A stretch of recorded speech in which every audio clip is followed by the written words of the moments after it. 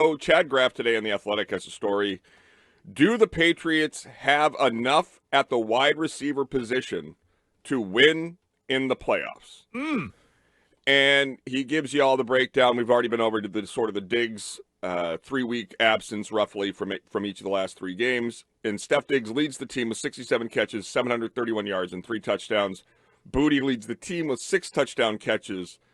But looking at a receiver room of Diggs, Booty, Hollins, Douglas, and Williams, if they fail in a similar way against a playoff team like they did against the Bills, I do think it will not be a wild second guess to go back to the deadline and say you should have done more. You should have brought in some depth. You should have traded for a lineman maybe to give you some more depth in the event of someone going down like Will Campbell. And this was not a second guess. We all said this in real time. Yeah. And Diggs, Booty, Hollins, Douglas, and Williams, I don't know. I mean, Wiggs, where would you put the 0-1 receiver room versus that? You had Patton, Troy Brown, obviously great tight end in Wiggy. And you had, who else was the receivers there? Patton, Troy Brown, Freddie 0-1. Coleman. Oh, we right. had Race Car Rutledge. We had Charles Johnson, who passed away. Is he including tight ends in the discussion? Because No, you don't he's mention not. any. Okay. No. But, so I just wanted Wiggy to get mentioned. You get some production from Hunter Henry, like some legit production from Hunter I would Henry. say just the wide receiver room, this wide receiver room versus our wide receiver in 0-1, different.